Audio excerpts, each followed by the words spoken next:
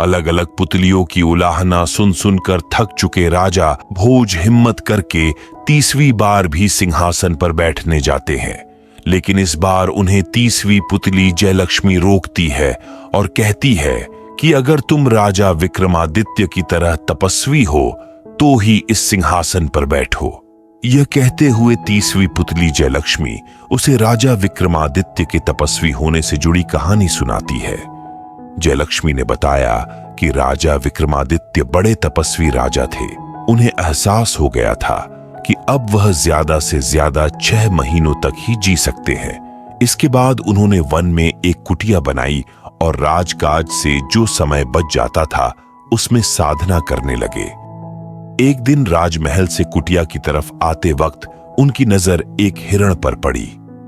ऐसा अद्भुत हिरण उन्होंने कभी नहीं देखा था। उन्होंने शिकार के लिए जैसे ही धनुष उठाया तभी हिरण उनके पास आया और मनुष्यों की तरह बोलकर अपने प्राणों की भीख मांगने लगा।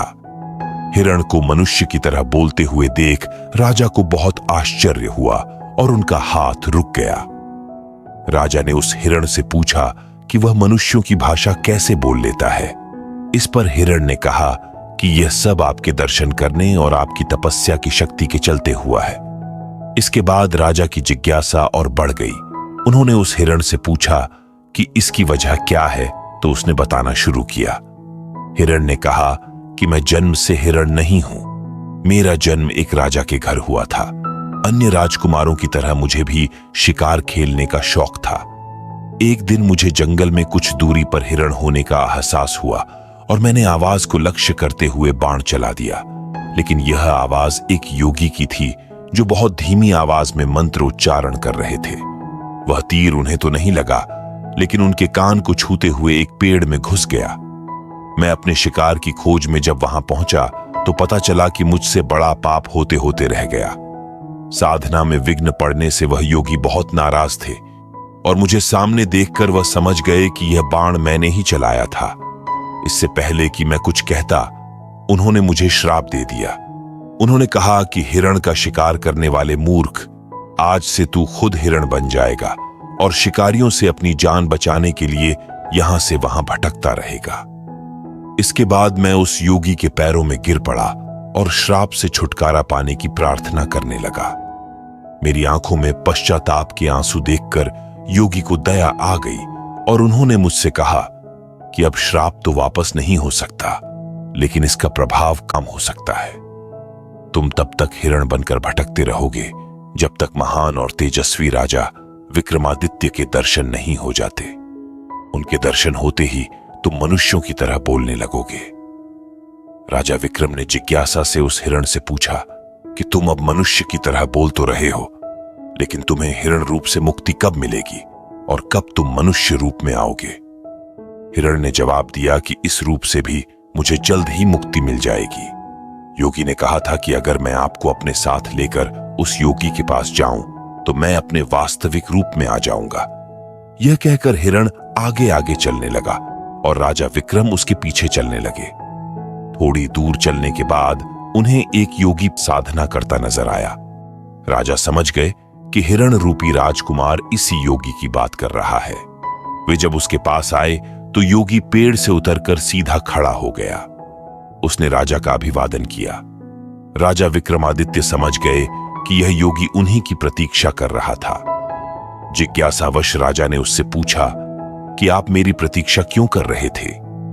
इस पर उस योगी ने कहा कि सपने में एक दिन मुझे इंद्रदेव ने दर्शन देकर कहा था कि राजा विक्रमादित्य ने अपने कर्मों से देवताओं सा स्थान पा लिया है और उनके दर्शन करने वालों को इंद्रदेव और अन्य देवताओं के दर्शन का फल प्राप्त होता है।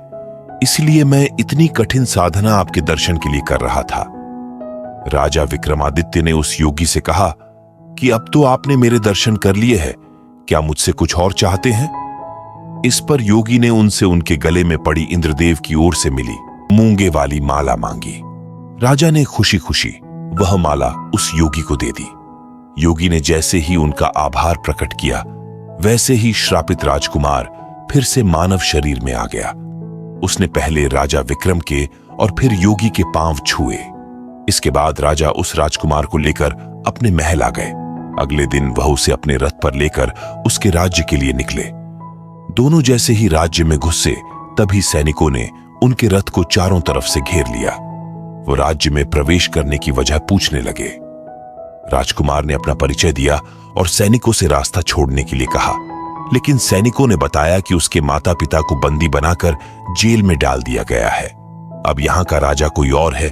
इस पर राजा विक्रमादित्य ने सैनिकों को अपना परिचय दिए बिना खुद को राजकुमार का दूत बताया और कहा कि नए राजा को यह संदेश देना कि उसके सामने दो विकल्प है, या तो वह असली राजा रानी को उनका राज्य वापस लौटा दे या फिर युद्ध की तैयारी करे।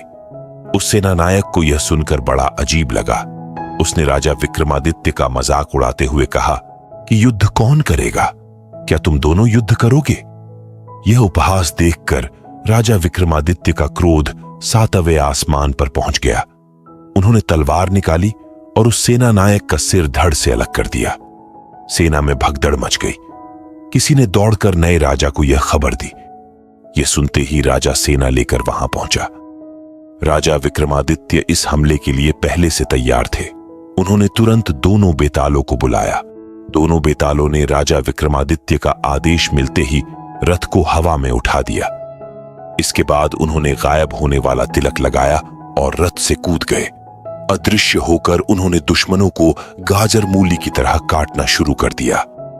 सैकड़ों सैनिकों के मारे जाने व दुश्मनों के नजर न आने से सैनिकों में भगदड़ मच गई। ज्यादातर सैनिक नए राजा को छोड़कर भाग गए। इसके बाद नए राजा का चेहरा देखने लायक था। वह हैरान, डरा हुआ और हताश था। यह देखकर राजा विक्रमादित्य अपने असली रूप में सामने आ गए। उन्होंने नए राजा को अपना परिचय देते हुए कहा कि या तो तुम इसी क्षण यह राज्य छोड़कर चले जाओ या प्राण दंड के लिए तैयार रहो। वह राजा विक्रमादित्य की शक्ति से परिचित था, इसलिए वो उसी पल राज्य को छोड़कर भाग गया। इसके बाद राजा विक्रमादित्य उस राज्य के असली राजा रानी को उनका राज्य वापस दिलाकर अपने राज्य की ओर चल दिए। रास्ते में एक जंगल पड़ा।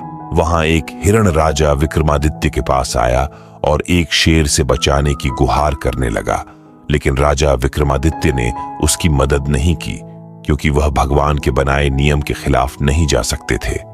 दरअसल शेर भूखा था और हिरण जैसे जानवर ही उसकी भूख शांत कर सकते थे। यह सोचते हुए उन्होंने शेर को हिरण का शिकार करने दिया।